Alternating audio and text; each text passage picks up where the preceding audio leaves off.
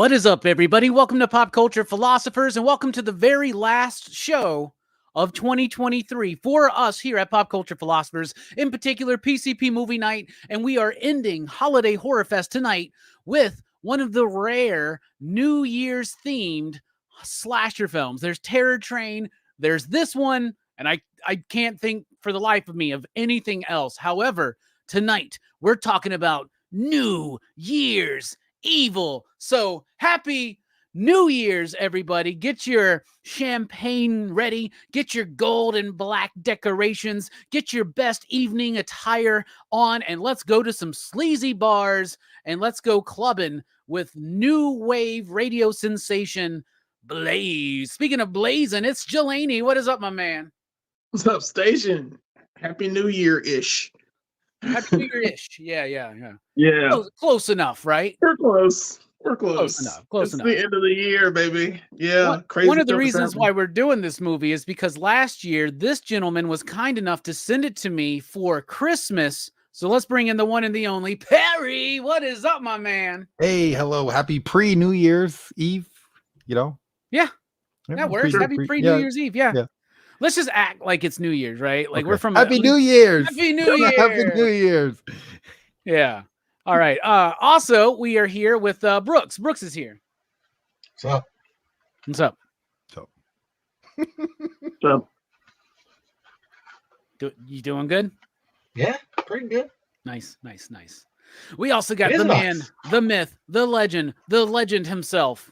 Legend? I said legend twice. It's Fable. The name's so nice we had to call him a legend twice. What is up, Fable? Happy New Year! Happy New Year! Happy New Year! In a couple of days. All right, we're talking about New Year's Evil tonight. This is from 1980. A little known slasher film. It's not one of the more popular ones. It is directed by Emmett Alston, who directed another film after this and then nothing. Like, this dude did not have a career, which really surprises me after rewatching this classic this week. I like this movie. I like this movie a lot, right? And one of the reasons it doesn't stand out from other slasher films as if it's doing something different with the genre, right? But what it does is it focuses, at least in the first half of this film, on some really cool music, man, and some really interesting visuals. And it's using Los Angeles in a very interesting way. And it's kind of like a time capsule of 1980, like this era that we just are not a part of anymore. And it kind of captures that. So I really like slashers that do that, but this one in particular does it because there's a lot of exterior shots of LA at the time. You got that bar. I've been in that bar before. There's still a bar in town that looks exactly like that. I've listened to those kind of radio show New Year's Eve countdowns and stuff like that. So it's just, I don't know, it has this like tinge of nostalgia to me. I first watched this movie probably in my early 20s when it was just like I think we were just looking for holiday slasher films at Blockbuster or Hollywood Video or something like that. This one popped up. We watched it, and I really liked it, mostly because I really liked the music in the film. But the movie is about this she's like a TV or radio personality. She's hosting New Year's Eve countdown, and someone keeps calling in, and every hour they're killing someone, leading up to him eventually showing up at the venue to kill somebody close to her. But I like the film. It's not perfect, but I love that music. I love and adore and cherish like 80s slasher movie punk rockers.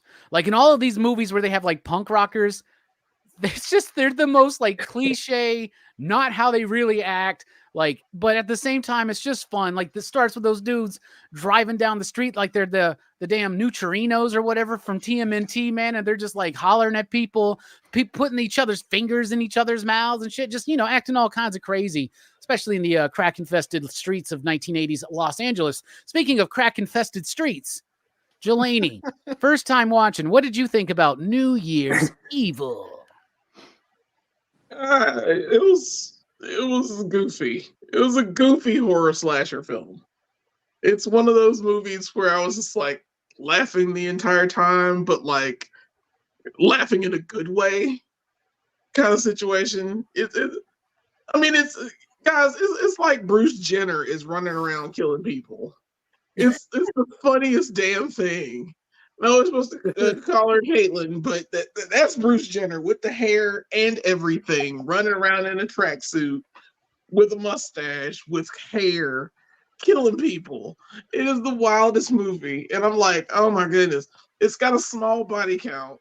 The music is wild too, because like I thought it was like punk. I thought we were watching it was like a bunch of punks we start off with, and then it turns into like 80s hairband rock. Didn't they start playing blues at one point? You know, yeah. I'm like, I thought this was like a punk American bandstand thing that Blaze was running. I don't know. It's so special. The kills are all right, but you don't see the kills, so that kind of sucks. It was right there in the 80s, right there at the beginning of the 80s, where they're like, we can't show anything or something because you don't see anybody actually get stabbed. That kind of sucks. Other than Bruce Jenner stabbing the biker, I love that. He's like, oh, you know, I'm not a man of violence. And then immediately stabs that dude. Yeah. I love that shit. It was like, I don't know what it was. I laughed so hard when I saw that. So it's like I said, it's a goofy horror slasher movie. It does what it needs to. It gets out of there. I don't understand the mask at the end. I know we're going to talk about this. I have never seen this film before. I know I'm going to watch it again because I got to. Yeah. It's one of these things. It's got so many weird choices, man. Like it does. It really does. Like this. Okay, first of all, they never hide who the killer is, right? To us, the audience. Like he's just out in the open the whole time. There is a reveal about his connection to Blaze at the end, but you can easily kind of piece it together. But what I love about it is nobody knows who the fuck this dude is, but he's very little disguising himself at every murder that he's trying to commit. He puts on a little mustache, puts on the priest costume. Like, it's like, what's going on? Then he wears the mask and all that kind of stuff. Yeah. But he's an interesting character. I love his performance. It's the dude. He was in Magnum Force, if you remember, and he was in Airport in 1975. So he's in a bunch of different films. And then, and then his kid is who played Derek. He's the main guy from Killer Clowns from Outer Space. Yeah. So there's some people in this film that we know about. And a lot of those comedic elements that you were talking about is like, it's almost as if this dude is like Larry David as a serial killer in Los Angeles in the 80s, because he like picks up these women. They're like annoying the shit out of him. Right. He's like, it's all these different things happening. Runs into the bikers dressed as a priest. They start chasing his ass through a drive-in theater. You know, like it's just so chaotic. It's pretty funny. You don't typically see a slasher fuck up so much in these movies, unless it's one of the ghost faces, and then they're tripping over everything in sight. Speaking of tripping over everything in sight, Perry, what'd you think about this film, my man? I thought it was pretty cool. Like Jelani said, it felt like Bruce Jenner was the killer, and then the host almost felt like a knockoff Elvira. You know, the detective felt like Al Pacino from Wish. It was like all these weird characters, like they were supposed to be actual actors, and they found like the low budget version of them. I did enjoy the movie. I like how it started off where she's like, take a lewd, relax. I'm like, yeah, you know, like we're in that time period where, you know, we're still popping Quaaludes. Yeah, the music was great. There were some odd choices, like the cat coming out the garbage can. I was like, are you setting up something, or going to kill the cat? What's up with the cat? And they get so scared by that cat, they don't even look into the garbage can. They're just like, whoa. They're like, oh, there's a cat. I was a little let down because that we didn't get any kills, you know. But like we didn't see actually like the kills. I wanted to see some killing, which is crazy that I'm saying that. Yeah, I want to see some murder, you know. I want to see some guts going everywhere. Oh man, what happened to me? But yeah, no, all around, I thought it was a pretty good New Year's Eve horror film, because it's like, how can you make a horror film around New Year's Eve? And they had a pretty good plot throughout. You know, I had no idea who the killer was, and when we finally get that reveal, I was like, oh snap, like that completely makes sense. Why would you marry someone that was in a psych ward though? I don't understand that. Yeah, no shit. You know, like, you know, he's batshit crazy already to begin with. But yeah, no, all in all, I thought it was a pretty good movie.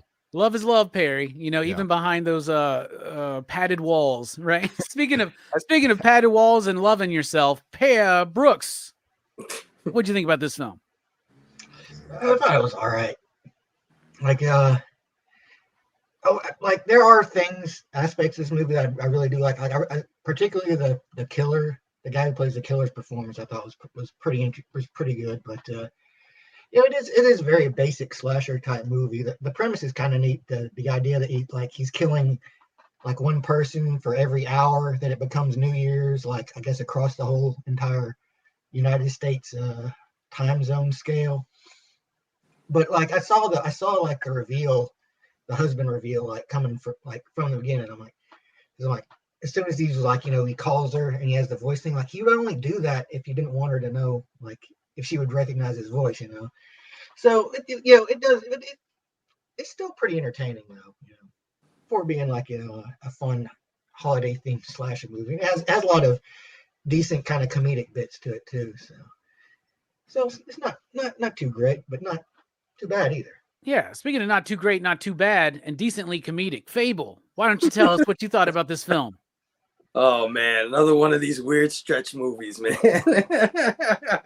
Jesus Christ.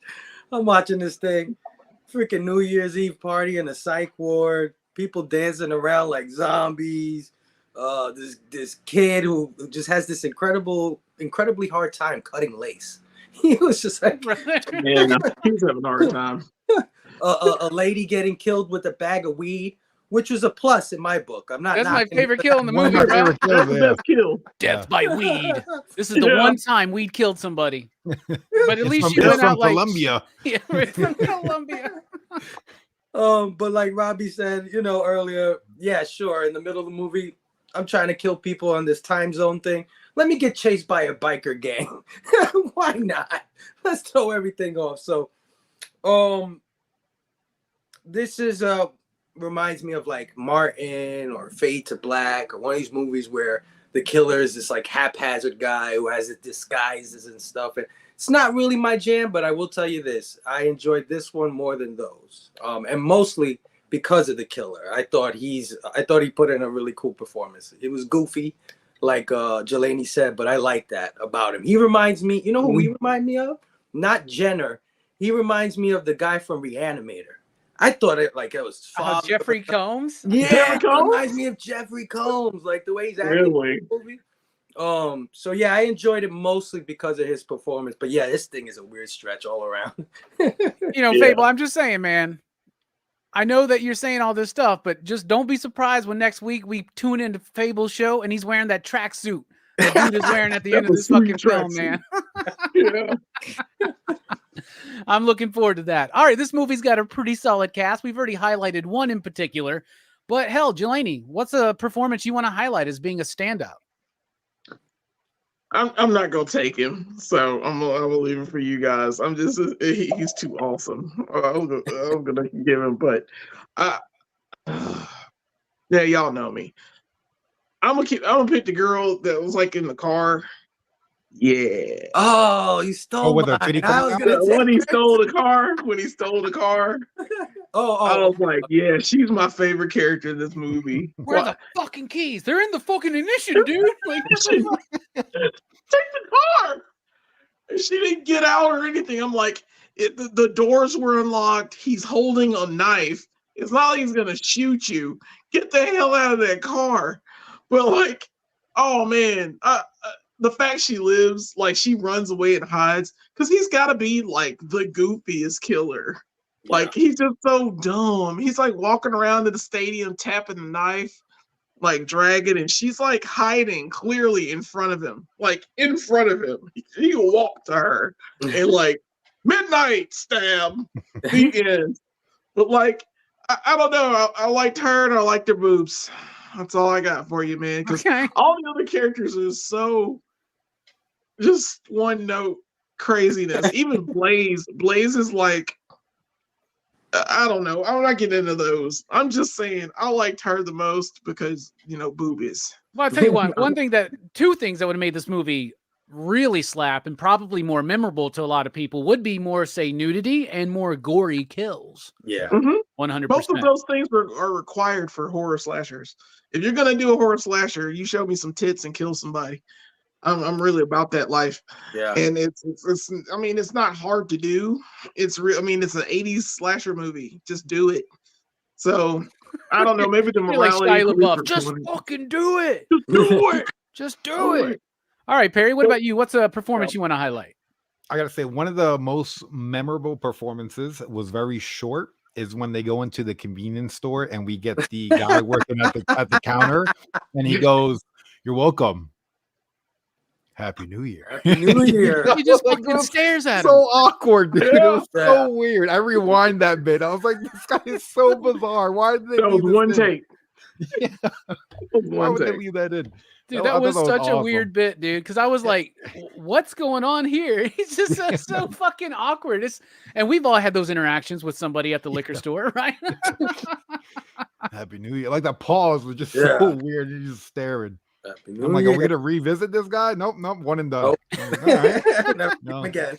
Yeah. We should have showed up at the fucking end, like it's really me. I'm the killer too. I want to be evil. All right, Brooks, what about you? What's a performance you want to highlight? I actually I like Blaze in this movie. Like, I think that the character is like she's a bit more complex, I think, than a lot of the others. Because like it's like you get this, or I kind of relate to her in a way because it's like she's doing this job, like she's just here trying to do this job, and she's got to deal with all this bullshit. But at the same time, like she seems like kind of a shitty mom too. Yeah. He's pretty bad. It's like her son is like telling this big news. He's so excited. She's like, "Oh yeah, whatever, dude." He just fucking completely blows him off. It's like she's got layers. She's not. Well, I mean, the all good. motherfucker is showing up with like a tuxedo top with tails and some blue jeans. Yeah. Like it's like what? Like the whole motivation of the killer, it turns out, is because she didn't. I guess she was like a shitty mom, and he didn't like it. Yeah, that's it. That's all it was. That's all there is to it. I don't know. There's a lot of misogyny involved in his ideas too. I mean, honestly, when he starts talking about like women are just like fucking evil. Yeah. Calm down, dude. Yeah, you manipulators, and I don't like it. Yeah, but Blaze is pretty good. I like her in the movie. It's like it's odd because she should be like the POV, but it's not. The movie does kind of like have a hard time figuring out who the POV is supposed to be, and then when you're in the middle of the movie, you're like, "Fuck, it is the killer." We're we're following around the fucking Scooby-Doo fucking hijinks of this killer, and trying to successfully pull off the impossible and killing one person every hour for 5 hours on New Year's Eve night. Right, which is way more difficult apparently to do than one would be led to believe. What about you, Fable? What's a performance you want to highlight? I'm gonna go with the girl that he picked up at the bar, the annoying chick, because she was properly annoying. Like, right? Like I was like, oh my god, she was going hee hee hee and doing all the laughs. But then when she started talking and she was like, yeah, I got into TM, transcendental, whatever, mental, whatever. Meditation. Then I went to and then I went to Jed or some shit like that, and I'm like, she's got the best lines in the movie. Holy shit! Stop your nervous diarrhea. Yeah, you stop my nervous diarrhea. Right, exactly. So I'm like, I think she gets it. I think that the goofiness or the like attempted humor, I think she gets. She knew what she was reading. Their part, yeah. Yeah, good picks. Good picks. I would definitely say that Kip Nevin as Richard is the best performance in the film. Best character. He is just he slips into that charming character so easily, right? Like bruh, screw Blaze, because you could have any woman you want, dude. Like any woman, you're like, haha, no, I'm a business manager. And these Hollywood types, they're a little crazy. So it's a little bit of a pain in the ass. There's no bed of roses. I'm just in here for a drink, and it's just, he's so like, he picks up that nurse, first thing. She's like, you work quick. I'm like, so do you. 10 minutes. He got that Riz. Yeah, he's a Riz god for sure. Yeah, man. But I also really dripped. Yeah.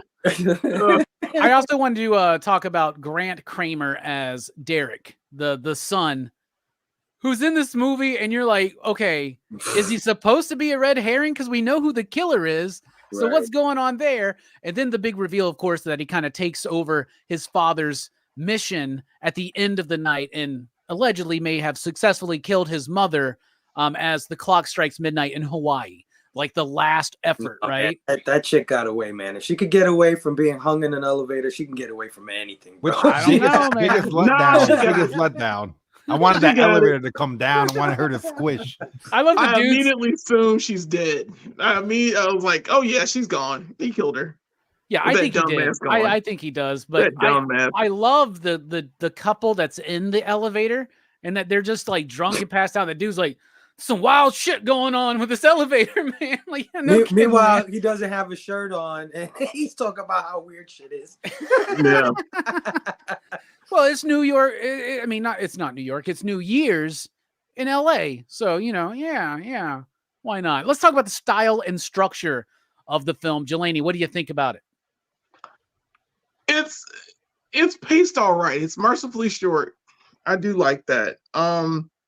I like the establishing shots, like you were mentioning before, of just the way LA looks and how those punks come in. Although I don't like how the punks come in and then you don't see them anymore.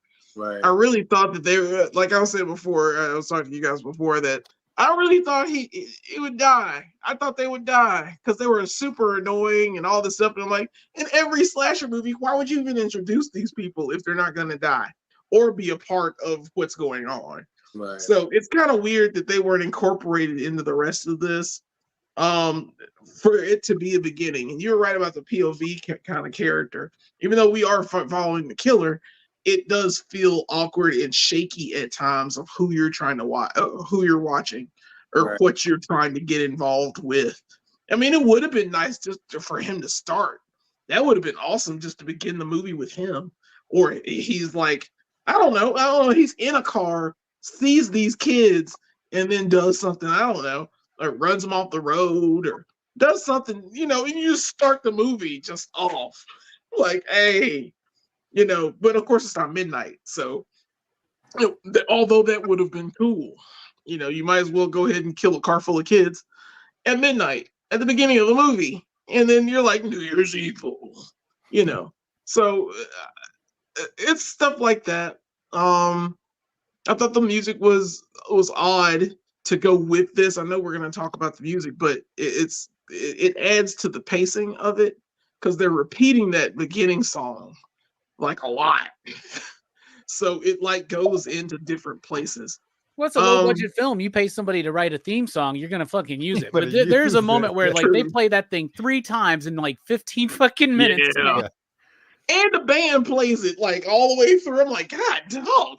Yeah, it's just one of those movies, and it didn't feel like, I don't know, there's something that was missing from like the American Bandstand thing that they were doing, like the punk American Bandstand. I didn't feel it. I don't know how to explain that. It's just it didn't feel like it was the punk scene that it was supposed to be, or whatever it was trying to like engage in. It was just weird. It was just like a bunch of people standing around. Sometimes they'll dance a little bit, sometimes they stop, and then there's a call show. Well, Jelani, you've been to punk shows with me. And that's how they just do that. Like I love that they're doing it. I love that they're doing it. I love that they're doing it in the slow song. In the slow song, they're just like, yeah, they are doing that. They are fucking high, bro. Yeah, they're all drugged out. Everybody's loose. Yeah, man. But it's one of those movies where it's fine. It's a merciful, by the numbers, like horror movie kind of pacing that it does, and that's all I saw from it. All right. I mean, I'm not saying it's not entertaining. It's just that's what it was. Ain't nobody disagreeing with you, bro. Like, I don't think anybody here thinks this is fucking Citizen Kane or The Godfather Part 2 or even The Adventures of Buckaroo Banzai across the 8th dimension. So I don't know. This might be top 5 horror for me. What about you, Perry? What do you think about the style and the structure of the film? I enjoyed the style of it. I like the 90s, the 80s look of LA. It was a bit bizarre how he's killing everyone at 12 o'clock, but then the first kill that happens in the start of the film, like, did that happen just because he's like, I just don't like this bitch. Let me kill her. Let me get in the She was the zone. one You know, keeping his money away. Yeah. She kept his money. I bet he was So- thinking like she's gonna know that it's me, right? Like she's gonna be the one to Oh, put she's this gonna put shit the pieces together. Or together. something. Okay, Yeah, maybe. yeah, that makes a lot of sense. Yeah, no, the structure throughout I thought was fine. I enjoyed pretty much all of it. I like the whole punk rock, how the sun's trying to go through the crowd and everyone's just going ape shit. I thought that was great. I wish the movie would have ended a little bit shorter, like the elevator scene. She should have died, and then the main guy should have died, and then Finn. You know, I don't think we needed the whole arc with the sun in there at all. You know, we could just cut all his parts out. But besides that, I thought everything was good. You know, it was a good 80s slasher. I feel like they missed the notes using the Friday the 13th. I was like, what? Like, it just, Yeah. I feel like it just didn't fit for me. But all in all, I thought it was pretty good. I enjoyed the style, the structure. It wasn't too long. But yeah, I So just this wish we movie- would have seen some more blood. Yeah, this movie came out in 1980 in December. When Okay. did the first Friday the 13th come out? I know it's 1980, but I wonder what day. So that means it's a 70s movie. Yeah. Oh, totally, for sure. Yeah. Friday the 13th was released May 9th. So they may Okay. have been directly referencing that, but I did kind of like that one little bit because it's like out of nowhere. They never do Yeah, it again. Yeah. But it's almost like they're saying Happy New Year, right? Because it goes or something like that. Like, I don't know. It's just such a weird fucking bit that they But do when they throw in do there. it, I'm thinking a character is talking, and it's not. It's the soundtrack. I'm like, Yeah. oh. Yeah, it's just a soundtrack. What about you, Brooks? What do you think about the style and structure? I think it's got a decent structure. Like it gets to the point pretty quick, and you know, it moves at a decent pace. And I like the style. Like, you know, it is a very like extremely late 70s, early 80s kind of idea of, you know, like punk kids, or, you know, this, I guess, rocker kids, you know, them kids that love the rock and roll music. So it kind of feels like a lot of these kids are like a mashup of different kinds of like rock kids. Like, you know, you'd have like some metalheads in there, some punk kids in there, some, like, you know, maybe grunge kids in there. But it's like it's a movie very much of its time, and it's a lot of its attitudes are kind of its time. Like, there's a line where she's talking to the cop, you know, when she first gets the call, and the cop is like, yeah, it's like, you're trying to get us to solve this problem that you caused. You know, like, you know, the fact that she promotes this like rock and roll lifestyle means that, you know, she's brought this harassment on herself or whatever, you know. Yeah. Like one of those old school fucking like bullshit conservative things that would have been like commonplace back then. Shit, and But, even later, right? When they're like, well, what do you expect? Columbine happened. They listen to Marilyn Manson. You know Yeah. what I'm saying? Shit like, Right. they watch The Matrix and shit like that, right? Yep. But yeah, it does kind of like, you know, give it that quality, you know, that that sets it apart, I guess. Yeah. Speaking of being set apart, Fable, what do you think about the style and structure of this film? It's funny you guys talked about that, because I think that ties directly into why the structure is weird. Like you said in the beginning, you kind of lost on what's going on, or how they're dealing out the information or whatever. But I think that whoever this guy was that made this movie, I think his intention was to create a message of some sort, maybe dealing with punk rock and the effects on the youth. I don't know, because they're showing the psychopaths in the freaking war juxtaposed with the kids dancing and the thing. You know what I mean? Their kid is crazy. The rock lady and the psycho guy, their kid is a nutcase. So I think he was trying to say something there, but then it quickly shifted into just following the killer around. And Yeah. luckily, he's entertaining enough that you want to follow him around, you know, just to see what the hell is going to happen next with him, because he's a total loon. The things he does are so haphazard. So, but yeah, the structure is really strange. I would say it's a little weird. Yeah, the structure I have some issues with. Style, I have no issues with. I love the style of the movie. I would have liked a little bit more gore and maybe some more nudity, you know, as Perry and Jelani were talking about. but the style, and I've said this before, I'll say it many more times. Like, I love that late 70s, early 80s horror movie kind of feel and vibe. It's not even just horror films. Like Taxi Driver gives you that same kind of aesthetic and vibe. We were talking about Martin last year on DHS, or and like those kind of things like have that kind of vibe. And this one, even more so than some of those other movies, maybe not like, or I should say like Taxi Driver, is kind of like a capsule of a time and a place. Right. And, this is 1979, 1980 LA.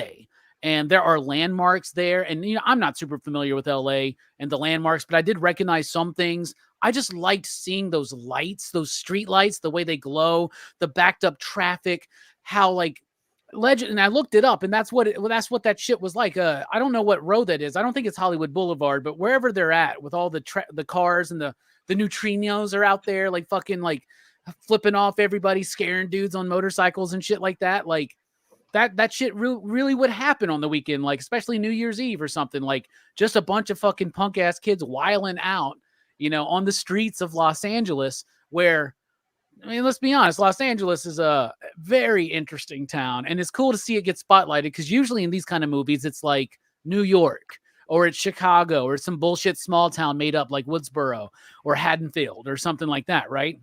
So it's cool to see it plugged into an actual time and a place and actually represent something from that. Structure-wise, though, the movie's problem structurally with me is that it's the first half leans really heavy into the New Year's Eve party. So we're hearing the music, we're seeing the bands, we're seeing the kids dancing. All that goes away after a certain point. Like, it just completely goes away. And now we're just following this dude, and it just feels kind of jarring, and it causes the movie to drag a little bit and just become a slight tad boring to me for just the smallest amount of time, until you get into the idea that this is like a Larry David type character where like every little weird idiosyncratic thing that could happen happens, and he's got to deal with it.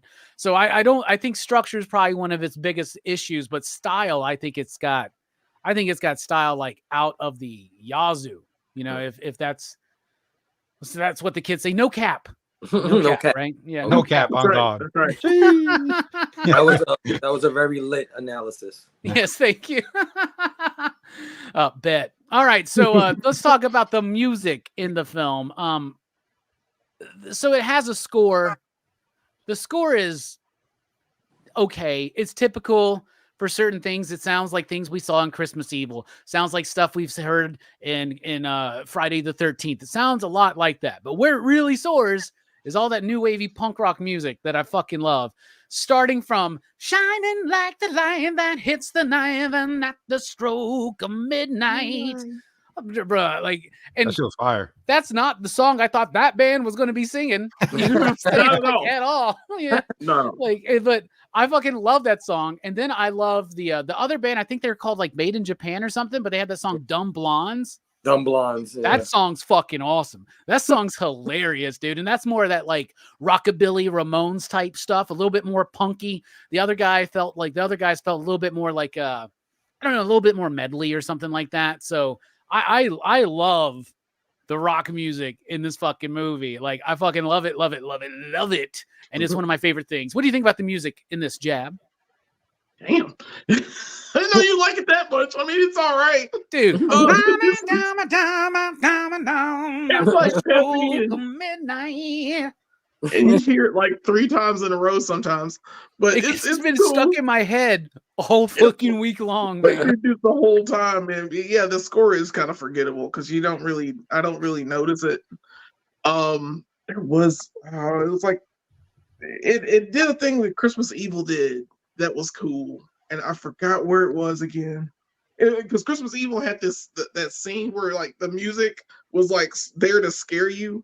Like, not a jump scare, but kind of sort of a jump scare. That was when the cat jumped out of the dumpster.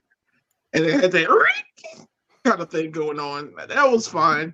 Like I said, to me, it's okay music. It's fine. It does what it needs to do. It's just the score is okay and the soundtrack is pretty decent. So I'll leave it at that.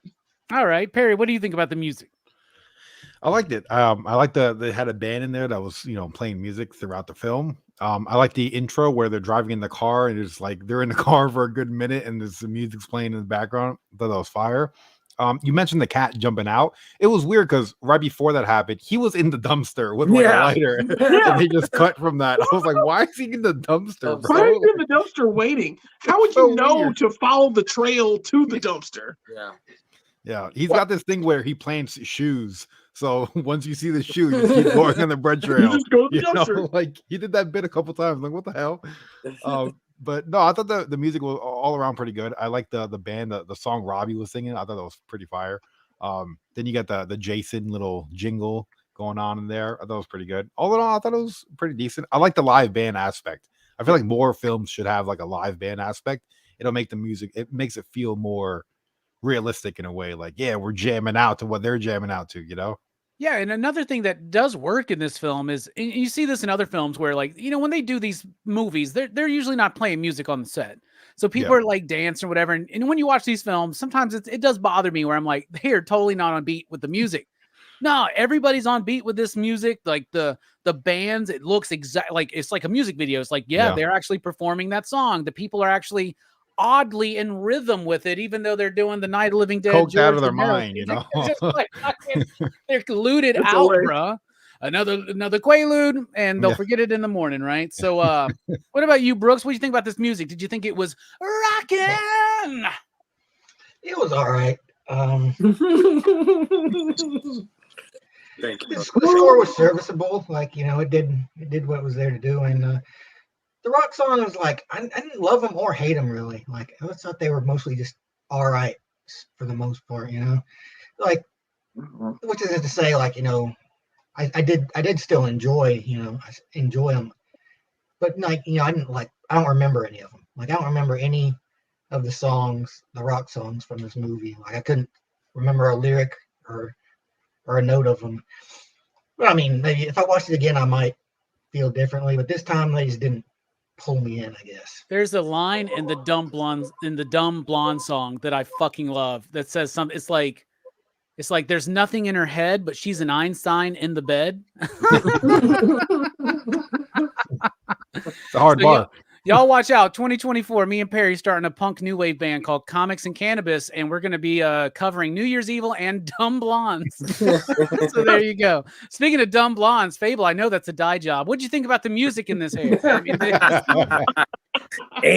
he's hating. Throwing salt already. The whole movie's a weird stretch, including the music.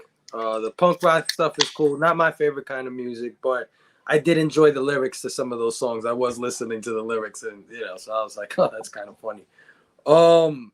But everything else was a weird stretch, like you guys said. Like, they did the whole Psycho bit for like once or twice and left it alone, just like they leave every bit alone in this movie. It looks like. There was even like 70s disco music when he went into the club with the mustache. It was like, it's like, oh, okay, that's normal time. Bro, I grew up in a bar like that, by the way. Just so you know, if anybody wants to know, I mean, that explains a lot probably about me if you know me. But like, I fucking grew up in places like that, wood paneled bars, low ceilings, fucking creepy, smelly, fucking Stetson wearing white dudes with mustaches painted on. Like come on, man. But yeah, the music is it wasn't the greatest. If anything, yes, the punk music saves it. All right. Well, apparently, me and Perry are the ones who really, really like jam. Well, it's cool because like whenever you watch like a New Year's thing on the TV, they don't just play like one genre of music. Like, they're playing everything from that year, like all different types, and that kind of like is what this film had. It had like all different types of music, and they were hitting it. I thought they killed it. Yeah, no shit. And I also want to watch the movie that they watched the trailer for at the drive-in, because I was like, whatever the fuck that was, I was like, that sounds awesome, man. Yeah. Like, that should be the sequel to this film, man. Let's rock out to that, man. All right. Well, the movie. Well, first of all, this movie was made in 18 days. First time director. First time lead performing for almost everybody who's a lead performer in the cast. First time director of photography. So a lot of first timers doing this movie, and a lot of them are still working today, but not the director. He did one more movie called like Enter the Ninja or some shit like that, and then it was done. It was over. Oh. Yeah, and they'd be cool to find out more about why. Why? Because I think the movie's got like a lot to it. But what's the movie trying to say? Is it trying to say anything at all? Jelani, what's this one speaking to you? Give that man his money. He just giving him his money when he asked for it, and he didn't have any problems, or helped him get a job, or figure out that he was crazy and get him some help. Maybe none of this crap would have happened. That he kills random women at random times every hour or every 5 minutes before the ball drops or something. It's simple. I mean, yeah, the guy was he was messed up in the head anyway. He was just one of those. He was like, what would you call him? Like he's a guy. I don't know what you call him. What are the people that don't get sex? Oh, an incel? There you go. But he's crazy. But on top of it, I don't know how to explain it. But he's just one of those dudes. And I think that like he just needed a hug. He needed a hug and a little money. And I think he would be okay. I don't know why he would have planned this dumb thing, because he didn't think it out well. It wasn't a thought out plan, because they figured him out in like 5 minutes. And it would have been nice for this film to, like, I don't know, hide this fact. Maybe show him at the beginning, like doing something like with the wife and all that stuff, and not reveal it, be a weird reveal, and then you're like, duh, that's him. Yeah, I don't know. There's just little things like that bother me, but you can't drag too much of a theme for me out of it, other than just give the man his money. Just give him what he.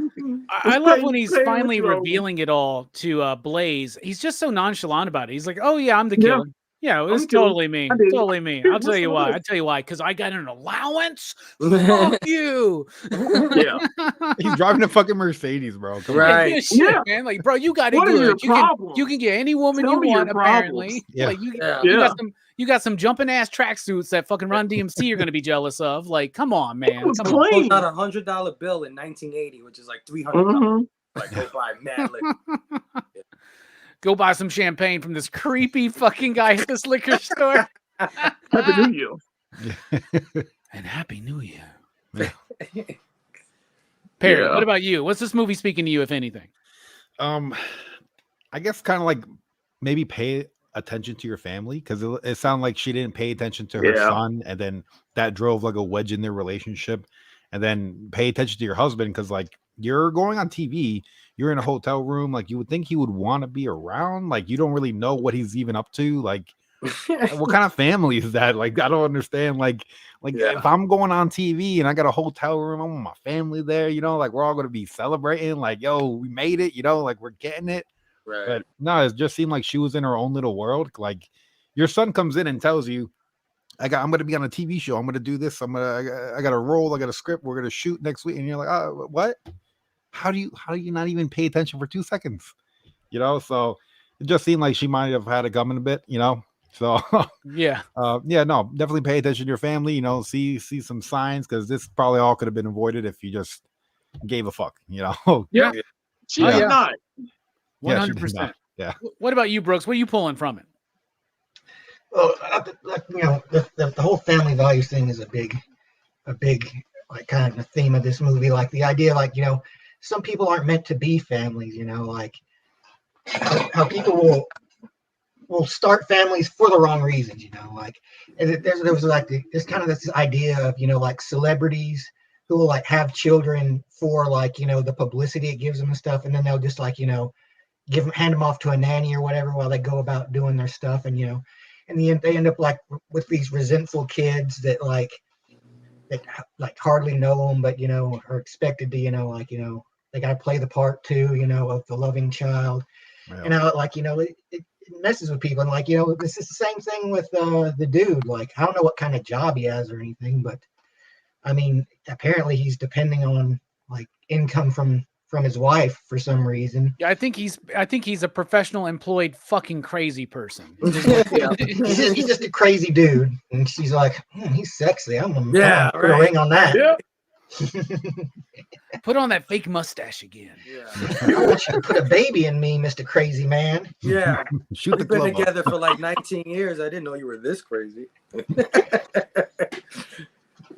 Well, yeah, it's like, just this whole idea of how, like, people are expected to make families, even if, like, they don't want to. Like, if you want to be a career person, you can be a career person and have a family, but, like, if you're not, like, those kind of things, you have to commit time to both. You can't just, like, have a family and then just keep being all about career and just, like, leave your family on the wayside. And I think that's kind of what Blaze's downfall was, is like, she neglected the family that she started, and she ultimately paid the price for it. And that's like a big thing, especially in the area. They're in LA, and I'm sure there's a lot of people that go through that, and it's kind of like that's the target audience. They're trying to, hey, people in LA, pay attention to your family. Yeah, because next thing you know, they're going to be hanging out of a fucking convertible car. They pulling like red stockings over their faces for no fucking reason. They're going to be flipping So off priests and weird. shit, chasing them around and drive-in theaters and whatnot, man. You never know. What about you, Fable? What's this movie speaking to you? Well, if you ask me about the first half of the movie, I would say it would be like the effect of the underground punk rock scene on the youth and things like that. Just like I said, they were juxtaposing the psychopaths with the kids dancing on the floor. There's a lot of that imagery, artistic imagery going on in the beginning. I would have said that, but then it totally shifted to what you guys said. It's about neglect, and I think particularly a mother's neglect, like the mom, like mommy issues. Like these other movies we've seen, there's a lot of daddy issues in those movies, but this one's like focused on the mom because the son, the husband, she's so oblivious to everything. Like she's oblivious to the husband being who he is. Like Perry said, how your husband is not around, when you're on TV and shit like that. Especially when you're paying him an allowance. Yeah. Like, earn your money, bitch. Yeah. Yeah. Right. So, yeah, I think it's about neglect ultimately, just like you guys said, but I think it just aims at mommy issues, like people with mommy issues. You know what I mean? Yeah. Yeah, there's Derek's definitely got an Oedipal complex going on here because I don't know if he wants to kill his mom or fuck his mom or do both at the same time, right? Yeah. Like there's some weird shit going on there. Yeah. And when the other guy he's about to get some from the nurse in the beginning of the movie, he kills her before he even gets in. He could have totally got laid and then killed her. Yeah, he could have got. What's up with that, bro? Like, what kind of shit is this? Hey man, Richard ain't no minute man. He didn't have time, dude. He was like, if this guy wants to actually lay it down, he's got to put down some fur rugs. He's got to get the Colt 45 out. That's the vibe I'm getting from this dude, man. Yeah. Works every time. Yeah, right. That's how you got Blaze. I'm right there kind of with y'all. Like to me, like the main point of the movie is trying to be kind of talking about like, pay attention to your family.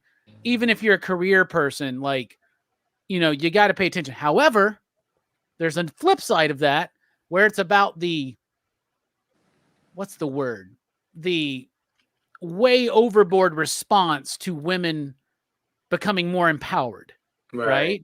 So like Blaze is a woman who's got ambition. She's got a goal. She wants to pursue it. A lot of people think they can do that and still have a family. Not everybody can do that. And there's nothing wrong with not having like a family, like the traditional American family, right? It's okay to say, I like me and my career, and that's what I want to focus on. But it's kind of unfair when you've already made that commitment to a husband, to some kids, or to a wife or anything like that, and you're completely ignoring them, right? So on one hand, it's showing her negligence and everything, like to the point when Derek says, hey, I got this part, and she realizes that she hasn't paid attention to anything he said. She goes, talk to me about it later. After the show, I'll buy you dinner. I know it's LA, but when you're done with that show, it's going to be like 2, 3 in the fucking morning.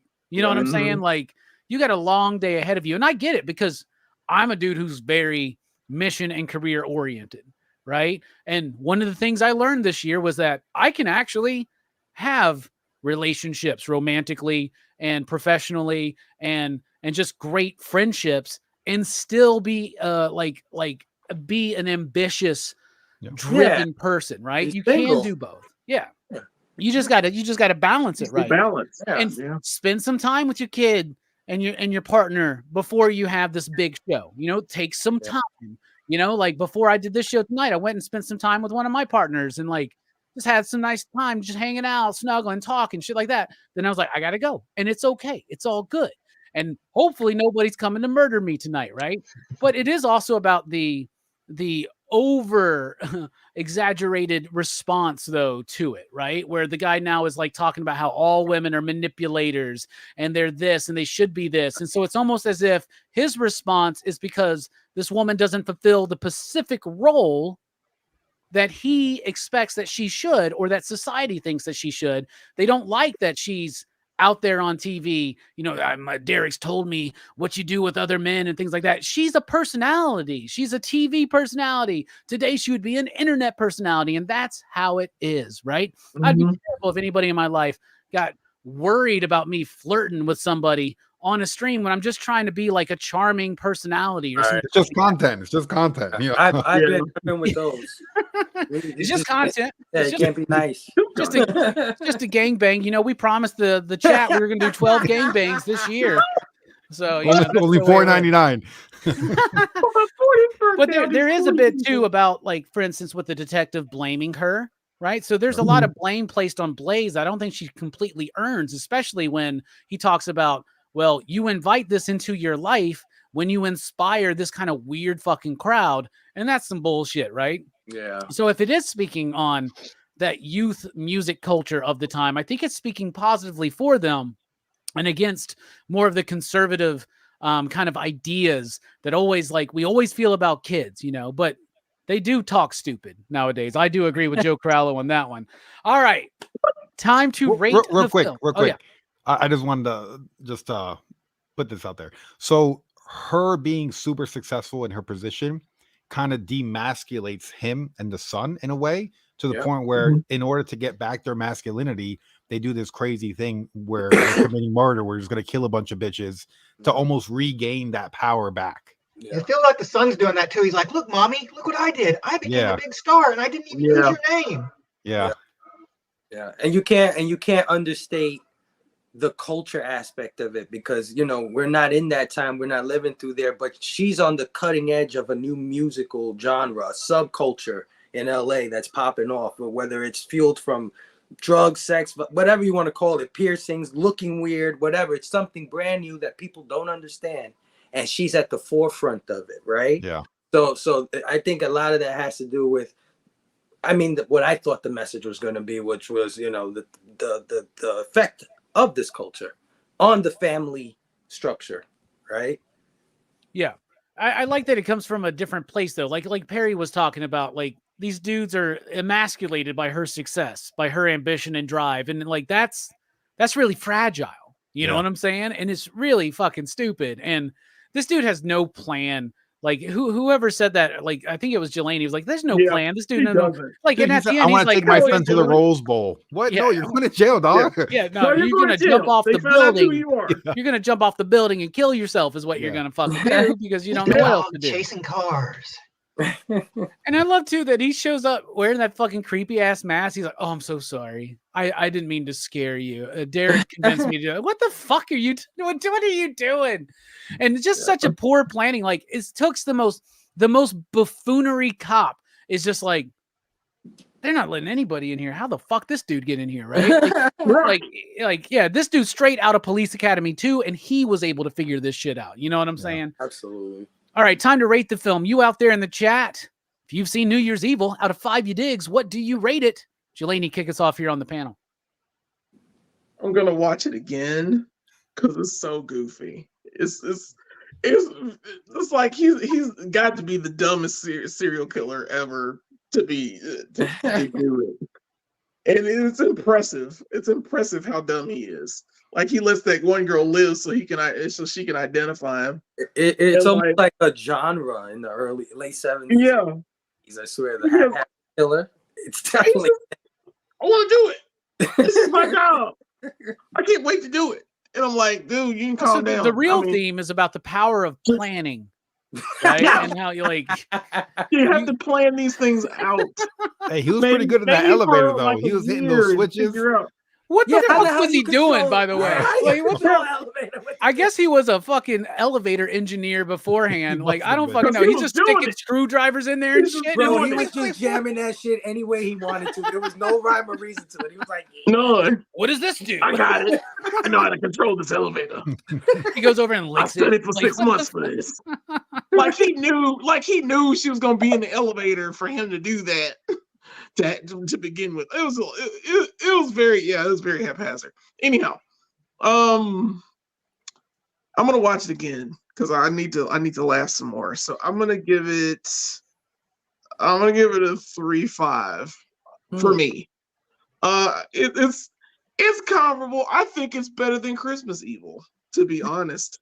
I like Christmas Evil. I wouldn't go Christmas that Evil has its moments. oh, Robbie. Something about Bruce / Caitlyn Jenner in that tracksuit. It makes me laugh. It makes me giggle. It's just one of those things that's just like, this is the best thing ever. And he's so charming. Like, he's the most charming dude. The dude in Christmas Evil was like, he was just awkward and weird and did stuff. But this guy, like, he like I said before, he got that Riz, son. He just rolls up in there and he's just like, let me get these girls, let me get this done. I can name drop Eric Estrada. Let's do it. Yeah, Eric Estrada, get these girls in the of all car. fucking people, Eric Estrada, man. Wasn't he at the? He was at the expo this year, wasn't he? Yeah. Yeah, he was. Yeah, he was. He was. But yeah, it's a movie I gotta watch again just for him. He's just one of them dudes. 3.5, and there's the awesome Blu-ray that I got from Kino Lorber that Perry sent me last year for Christmas with the reversible sleeve. Got the slips, got some commentary from the director, which I listened to about half of it, and most of the commentary is him being like, "Yeah, I didn't know what the fuck I was doing when I was making this movie." Never directed another movie again. He did one more, right? And then I don't know why they hired me. He's like, I don't know. I got the fucking gig. I don't fucking know. But it's a really cool Blu-ray and it looks really, really nice. So thank you, Perry. And Perry, out of 5 you digs, what do you give New Year's Eve? Let's see. I want to give it a solid 3 out of 5. Just because like when I want to see a horror movie, I want to see some fucking crazy shit. I want to see some death. Murder. I want to see some murder. I want to see someone ripped apart. I want to see the elevator go all the way up and smash down, her fucking body explode, you know? Let's go. So I didn't get any of that. But the music I thought was phenomenal. I like the time period, and it seems like a movie I wouldn't watch every year, but every now and then I think I might throw it on and watch it because I kind of like the style of it, like that 80s type of horror movie is like up my alley, like almost like Maniac. Like it has the same type of a feel in a way, and I really like that style of horror. Yeah, I'm right there with you, man. I love that style. I love that aesthetic. What about you, Brooks? You always come across to me like the aesthetic of a late 70s, early 80s slasher film like Maniac or New Year's Evil or even Christmas Evil, or Martin, which I really do love. Fable. I know. Just so you know. But Brooks, what do you give this movie out of 5 you digs? I'd give this one a 3. It's, it does have its good bones, and it has the advantage of being like a holiday themed movie, and one of the few like New Year's holiday themed movies. So like you'd have an excuse to watch it just because like, oh, it's New Year's, and like maybe I'll watch New Year's Evil because it's New Year's. And like, I don't have a million Hallmark movies based on New Year's to watch. Some of those are scarier than this. I'll bet. But it's pretty fun in a lot of ways, and it's very basic slasher fare, but that's not necessarily a bad thing either. So, the only other New Year's slasher I can think of is Terror Train, and I like this better than Terror Train, but it doesn't have David Copperfield like Terror Train does. And if anybody out there has not watched Terror Train, watch it and then check out the episode of DHS last year where we talked about that one. Fable, New Year's Evil, out of 5 you digs, what do you rate it? I'm gonna give this one a 2.5. Really middle of the road for me. Nothing stands out or is memorable. Maybe this guy's performance to an extent. I might kind of want to check out what else he's done because he's so charismatic, like you guys said. But besides that, I probably won't revisit or see this one again. Plus, it's hard to recommend to anybody that isn't into weird stretch movies or horror slash or stuff like that. So yeah, 2.5, man. I love that we've created a subgenre of film called the weird stretch movie here. We're pioneers. Yeah, we are. Yeah. We're pioneering PCP, man. That's what we are. All right. For me, I would give this a 3. But that fucking music, y'all, that music puts it at a 3.5 for me. I fucking love the music in the movie. I love it so much. I love the clumsy nature of the killer. I love the fucking punk rockers. I love how enthusiastic. These are just people they picked up off the fucking streets. Yeah. You know what I'm saying? And what's funny is, think about this. Those punk rockers in 1980 scared everybody. Right? They go up to get into the venue and the guy's like, "Where's your tickets?" He does that whole trick with the fucking comb switchblade, right? And they're like, "Why are you so scared, man? We're cool." Those same kids dressed that same way, acting that same way today. We're all like, what a bunch of fucking hipster fucks, fucking millennial zooming fucks. You know what I'm saying? Like, it's a different reaction today than it was back then because the world's got a little bit more weird stretch and we've adapted to shit like New Year's Evil. So for me, I'm going with a solid 3.5 because I like it better than Terror Train. I love the music and I really love the style and the aesthetic of this film, and I've watched it more than once, and it fucking rocks. Like I love it, but it's not Reanimator, you know what I'm saying? But it is definitely something worth checking out, at least for one time for that banging ass soundtrack. So E out there in the chat, you definitely have to check it out. So that's a 3.5 from me and Jelani, a 3 from Perry and Brooks, and a 2.5 from Fable, for a PCP average of 3.0039. 69, dudes. There we go. Station. So, yeah, there you go. Dylan is in the house. Haven't watched New Year's Evil since last year, but I didn't like it nearly as much as Christmas Evil. I'd probably give New Year's Evil 2.5. Christmas Evil is awesome, though, Robbie. That's a 3.69 for me all day. I think I gave Christmas Evil a 4.5, I think. Like, I was really enamored with that fucking movie. But yeah, thus concludes our review of New Year's Evil. Thus concludes PCP Movie Night for 2023, and thus concludes Pop Culture Philosophers for 2023. But don't worry, we're coming back not too long from now. In fact, the next PCP Movie Night will be January 8th, Monday night. We're going to be talking about the legendary franchise Police Academy. Yeah. Police Academy, the movies, the incredibly, insanely successful comedy franchise of the 80s that it seems like they want everybody to forget about. It's not on streaming services, really. They don't really pull it.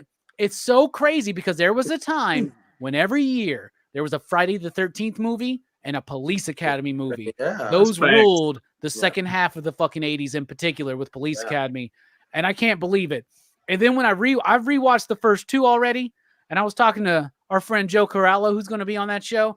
And he goes, and I said, bruh, the scene when the police commandant is getting a blowjob at that podium and he doesn't realize he's having to give that speech. I was like, I was cracking the fuck up. And Joe goes, yeah, who wouldn't want to turn this into a kid's cartoon? Like, it's so fucking weird. Right. And I forgot there's more nudity in Police Academy than this movie. I forgot about that. Yeah, really did. Cartoon. The first movie, especially. There's a little raunchy. There's a Rambo cartoon, bro. There's a RoboCop cartoon. They did not care. This franchise has one of the most recognizable themes outside of action movies and horror movies, right? Like that. Yeah,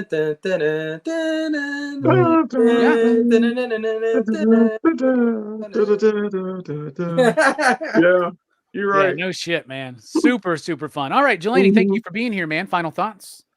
Yeah, man. Glad to be here. New Year's Evil was a lot of fun. So I really want to see it again. Of course, Brooks and I do Go Figure reviews. This time we did a Griffith and Guts. It was 2 different figures. It was Griffith is the Hawk of Light, Brooks? Yeah, Hawk of Light. Yeah, and Guts is wearing his berserker armor without the helmet, so that's kind of weird. It's supposed to be like a dog helmet. I don't know. Yeah, it's like a wolf head. like a wolf head. Yeah, Mhm. and they didn't put it on him, and it's so freaking weird. But they're good figures. I mean, they fell apart in our hands. But watch Oh, that but they're video if good you like. figures. They fell apart, yeah, but you know. No big deal. No big deal. You'll see what we gave him. And then I haven't made the video yet, but it's coming. We are doing the best figures of 2023, best figures and play sets of 2023. You got that you got that figure on your list that fell apart in your hands, bro? Is that on there? No. The answer is no. But there are a lot of them out there. And we, there are good ones, there are bad ones, and there's Moss Man. And we will talk about all of them. And yeah, good. Check us out. We're doing pretty good, I think. I hope. So sub up. You know the usual stuff. Just glad to be a part of this type of community. Because we're new to YouTube, kind of, sort of. It's been a year. Good times. Oh yeah. Congratulations, man. And I've been behind the scenes at Go Figure Reviews, and Jelani, the way he puts together those videos is very much the way that this dude puts together murders in this film, New Year's Eve. So, just so you know. Haphazard as fuck. Perry, I love you. Thank you so much for this movie. I'm so glad you were here to cover it with us. Any final thoughts, man? What's coming up for you?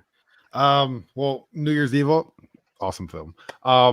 I don't know. I've been going live playing video games. I just got Scarface, but I just hit 90,000 subs on Perry Comics, so I'm like, all right, I got to go back there and do some more content because I kind of neglected it for like the last couple weeks. Bro, you're close to that the button, man. Yeah, man. I want to get the button. I got to put it right here, right there on the wall, that way I feel like an official YouTuber. It's a fucking world we live in where Perry's not even fucking doing anything on that channel, and he's fucking about to hit the button way before we do. That's crazy. It's the shorts, man. It's the shorts. Dude. Oh, yeah, thank you. Yeah, man, the shorts are popping right now. Yeah, no, you do a great job with those, man. So congrats for sure. Yeah, thank you. Yeah, no, YouTube's pushing them hard, but yeah, I gotta figure out some more stuff to watch. I might do some Xena Warrior Princess reactions because I like that bitch. She's crazy. She's fucking yelling. I'm like, what the fuck am I watching, bro? I love the shack room when the shack room cam. So you like see all the dudes getting hit by the yeah. So I like weird, quirky shit like that. So yeah, be on the lookout for some oddities coming out. So hell yeah. Speaking of oddities, Brooks, thank you so much for being here and all your service here at PCP for the year. And thank you, Brooks, as well. And everybody here and all you out there in the chat. This has just been a great year. This truly has been the year of PCP. We got the awards to prove it. So Brooks, you're a part of that. Thank you so much. Final thoughts.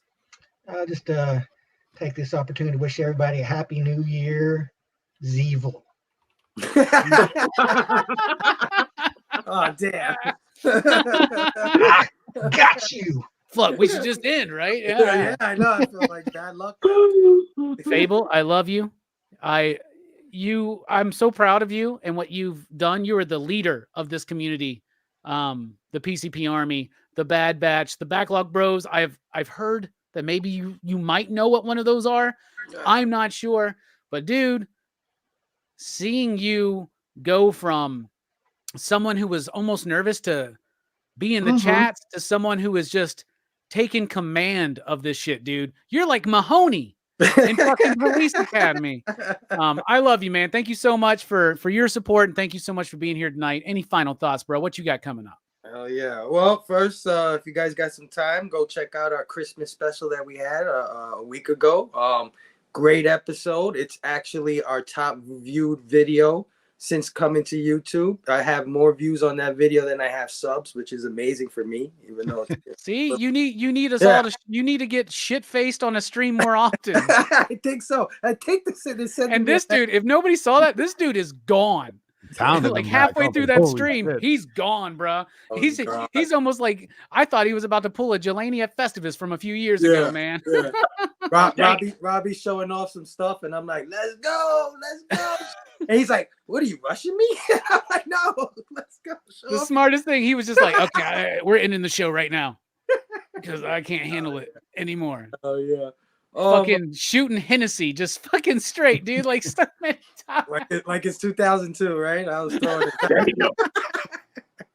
But yeah, man. Check us out. We're coming back next year, of course. Planning that out. But Definitely check us out on the Police Academy review, man. That's gonna be a good time. I think I don't know. I have a real soft spot for those movies. They may be shit. I don't know, but I don't know. I think they're funny. Still funny. I truly believe that. We'll see. I think they're still funny too, man. And I remember I used to do this whole Blue Oyster bit on my little radio show that I used to do in high school and shit. Yeah. And come straight from this. And I rewatching the first two. I've watched the first two so far, and so much of my comedy aesthetic from an early age comes directly from Police Academy, man. Bro. For better or for worse, man. Dude, what's the shampoo glue shit? I mean, Oh that's just like iconic. Yeah. I love that. Have you never Yeah. seen somebody wash his hair? What the fuck happened to Steve Gutenberg? I don't know. He's alive. He just stopped doing acting. He did Cocoon with Ron Howard and Steven Spielberg. Dude, he's the guy. He's like after Three Men and another and a little girl, the sequel to Three Men. After that, he's like, I see the writing on the wall. I'm just gonna gracefully step back now. I'm not gonna be like one of those guys, Sean Connery, making some shitty ass movies at the end of his career. Steve Gutenberg doesn't want to do that. He's like Quentin Tarantino. He's like 10 movies and I'm out. Yeah. Dude, it's gonna be super fun. So as we've been talking about, you do not want to miss the Police Academy franchise review January 8th when PCP Movie Night returns for the 2024 season. We got a great lineup planned. Lots of cool stuff planned for 2024, including comic book creator interviews, including the continuation of the weekly comic book review, the return of the weekly pop culture wrap up, my work with Dynamite, PCP Movie Night, Dylan's horror show, all the stuff with the PCP Army Bad Batch. I'm going to be on Blood Splatter Chatter next week. We talked about Night of the Living Dead. It was phenomenal. Check out last night's monthly comic book review. We did it. We made the promise. We made the commitment. And me and Nick and our panel, we have done 12 consecutive episodes all year long talking about the best comics of the month. Damn. We continue to do that again in 2024 because we are the reigning champs of best collaboration on YouTube. Anyway, we love you. Thank you so much. And my final thoughts will simply be shining like the light that hits the knife at the stroke of midnight. Quiet but so bright, my heartbeat swells. Oh, you can tell I'm in a fever. Tell me, will it be a sweet New Year's Eve or do I fear New Year's Eve?